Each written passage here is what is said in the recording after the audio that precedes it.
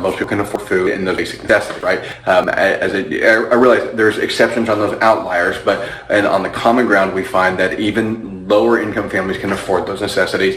They can't, where we differentiate between income levels is those extra items that we can't afford, and the gap between those is widening, and it's widening due to inflation, not widening due to some greedy capitalist society or something along those lines, some stupid BS talking point. It's that gap is widening simply because of the inflationary numbers, because you have to have more money to afford an increase in that. Now let's put that in perspective. If a living room, kitchen, dining room is up 14.1%, that means that if a kitchen table was going to cost you $1,000, it's now going to cost you $1,150, and the more we go, obviously, the more exponential that gets. But let's look at major appliances. Major appliances are up 5.5%. Now that's a big one, because major appliances, that's going to include things like your washer and dryer, your stoves, your refrigerators, those things that are a little bit more necessity. So that brings our inflation numbers for those necessities to a different level than what the inflation numbers look like for more of those niceties, right? So again, those are what create the wealth gaps in our society anyways. Those are what create the wealth gaps. It's not everyone, most people can afford, I shouldn't say everyone, but if you're buying a $500 stove, that stove went up to $530. Most people can afford that difference, and that's not what kills their budget. What kills their budget is these niceties as we continue to increase the inflation on the more luxury durable goods. Tools and hardware went up 6%. Those are, as a general rule, those are necessities for at least a household owner, a homeowner of some sort. Those are going to be a big one. New vehicles went up 11.1%. That means there's going to be less used inventory on the market because new vehicles are up 11%. There's less people buying them. Less people can get into that category.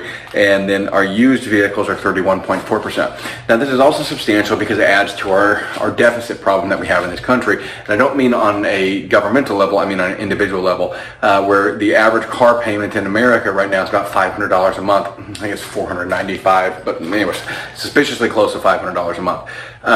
Guys, car payments are stupid. I've had 2 car payments in my life. I'll never do it again. I shouldn't say never, but as a general rule, we will never do that again.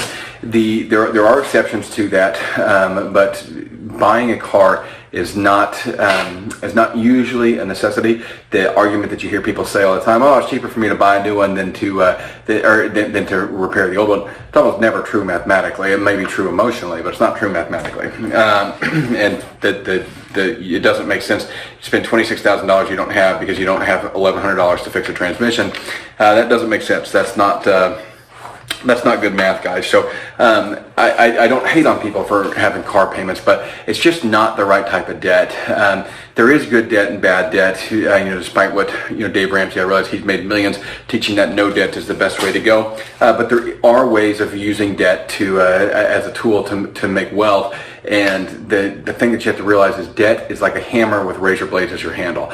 Bigger the hammer, the more it's going to hurt you when you swing it. So, you just got to be very careful with it and take calculated risks and not put your own personal stuff on the line. And we can show you how to do that, how we use it for business. And our business actually operates debt-free currently, but we're not opposed to using some strategies to make money on that in the future. It's a whole separate discussion.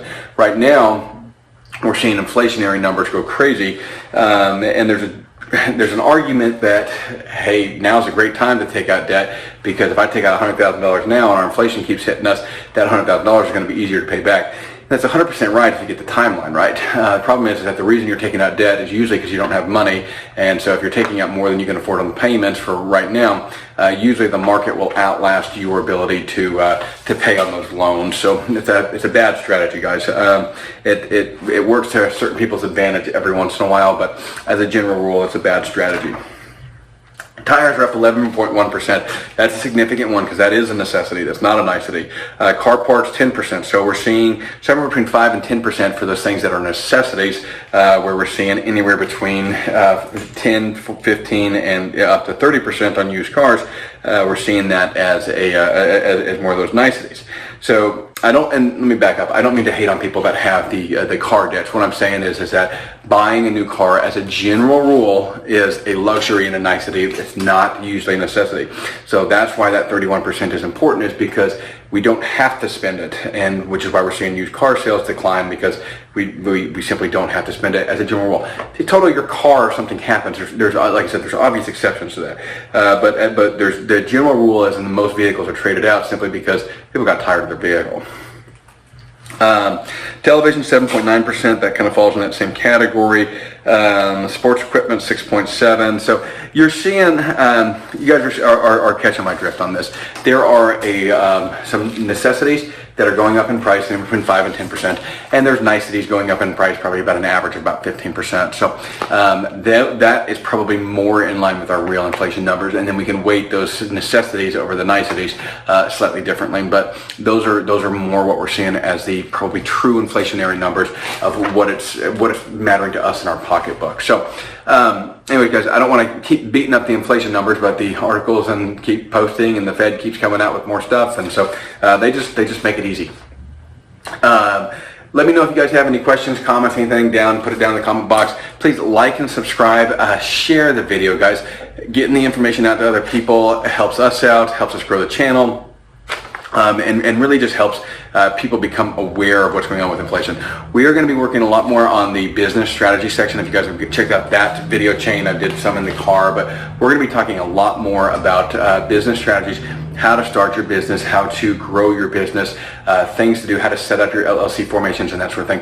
Things that I've learned as a business owner, not as a lawyer or an accountant. So, because I'm not either. But I've owned successful businesses now for many years, and I've done well with it. And so I want to share some of that information with you guys. If you guys are planning on starting your side hustle, those should hopefully be beneficial to you. So we do have some business 101 type videos coming out that we'll be sharing with you and going over these little tidbits. And one of the things we are going to talk about is how to properly use debt for that business and to make that I guess an acceptable risk for you. So stick with us. We'll have lots more videos coming out. I really appreciate y'all watching, and like I said, check over Amanda Lynn's Instagram channel if you haven't gone there yet, because she's going to be posting a lot more on that. She's keeping up with the gardening stuff over there. So like we've talked about, this is a homestead forum, right? A homestead of being self-sufficiency. So that means that we're going to cover everything from business to gardening to canning to hunting to farming to every aspect of life